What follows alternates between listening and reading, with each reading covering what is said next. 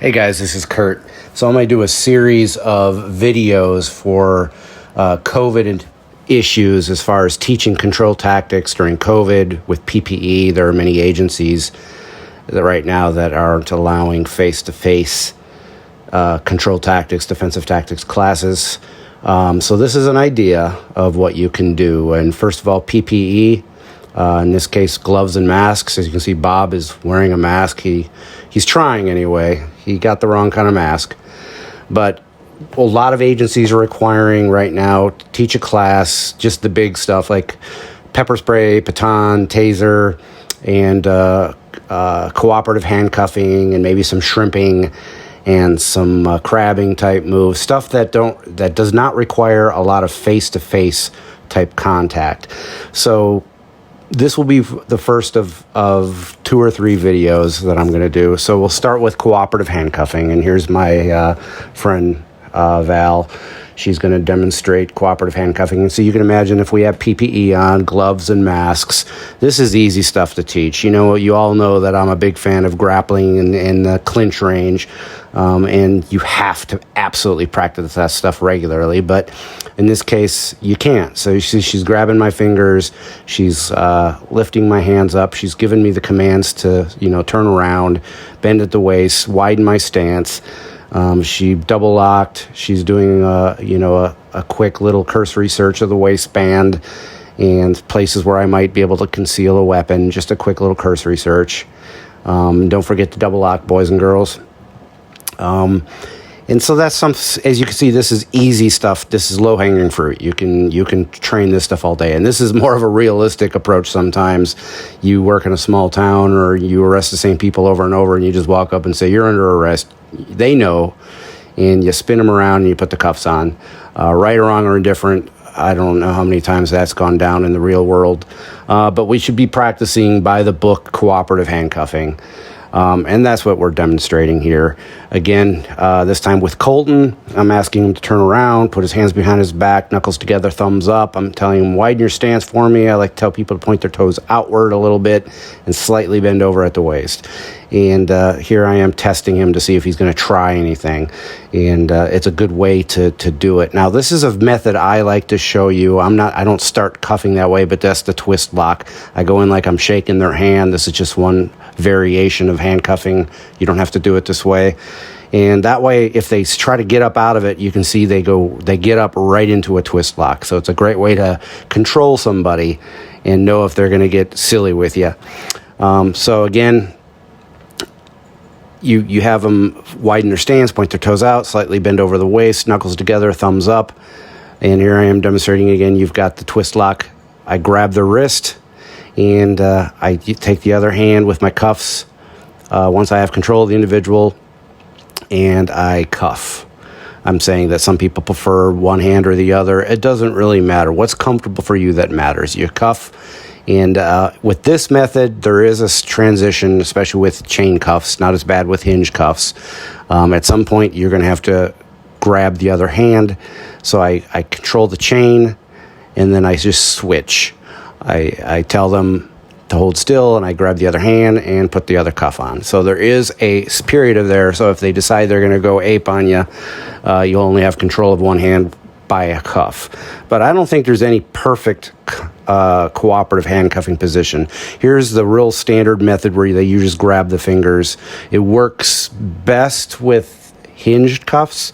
I do it with chain cuffs all the time, but here I am with my practice asp hinged, and they just go on really easy. I recommend you carry one set of hinge, one set of chain.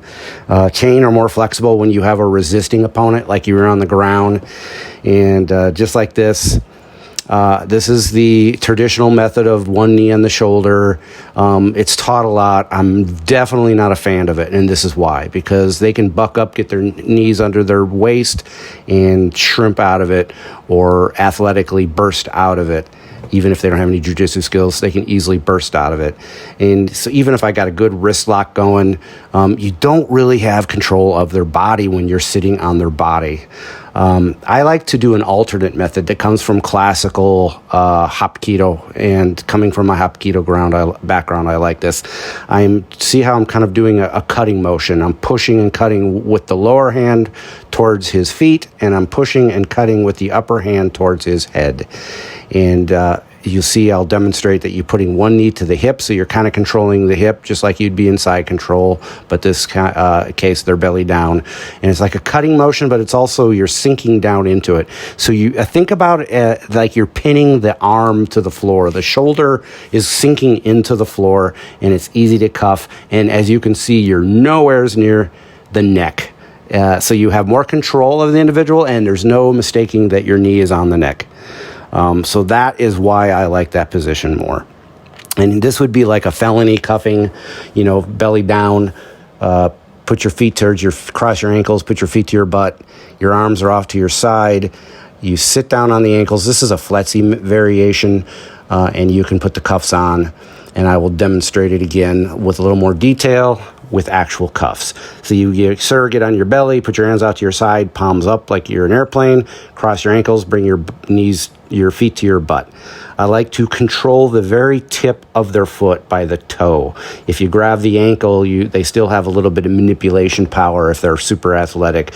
If you bend the toes, grab at the very end of the foot, even if they have shoes on, you just get more control over the position. You sit down on their legs.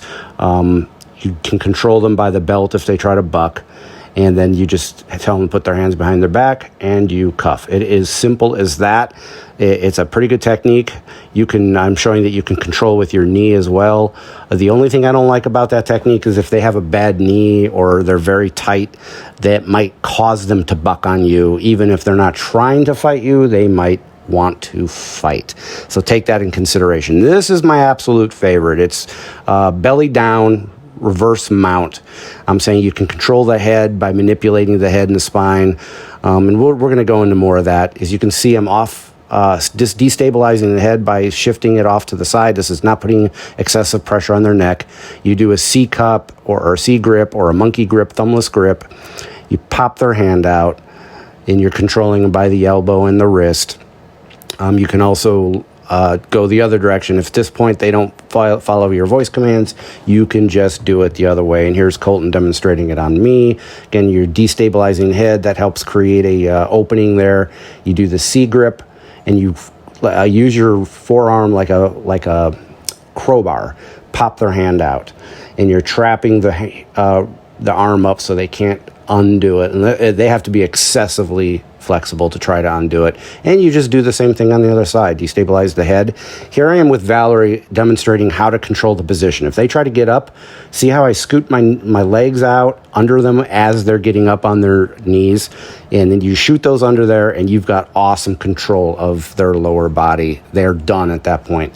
I see, there we go again. She's getting up on her knees, and then I just shoot my legs out. I'm saying, do like you're Superman. You're thrusting your hips down into their back, and it pops them back out onto the floor. As you can see, her legs are literally floating in the air now, and you've taken away all their ability to fight you with their hips.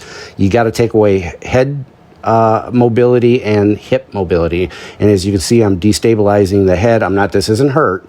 Here she is doing it to me. I'm gonna get up on my knees, and boom, she puts her legs down under my legs, her legs under my legs. You can see that I have absolutely no leverage anymore when she does that. So she's going to do it again, and she just really sinks her hips into my back. It flattens me out. There she is, destabilizing my head. She's talking to me at this point like, hey dude, you're going to jail, stop fighting. This is position before submission, and in the law enforcement world, you control the position, don't be in a hurry, then you go into handcuffing. A lot of times at this point, you've owned the individual. They're going to realize, okay, they've got control over me. I'm going to stop fighting. We're going to demonstrate this again. I'm going to try to get up on my feet so I can get out, and bam, that was a good one. She popped her hips down into my lower back. That totally flattens me out. Voice commands like crazy at this point, and she's also destabilizing my head, so she's taking away any power I might have to try to push up with my shoulders and my hands. The head is a great way to prevent that. And as you can see, she's got me flattened out pretty good. I'm pretty much done at this point. And it's the absolutely best way I've seen to control a position, control this position. And this is my favorite go-to for handcuffing against a resisting opponent. And if you can't get the cuffs on easily, then they're resisting. It's as simple as that. Here I am, and I'm adding shrimping to the mix because I'm not going to do a whole video simply on shrimping. This is another great thing you can practice during COVID because we can't do ground fighting, but the hips and shrimp is super important.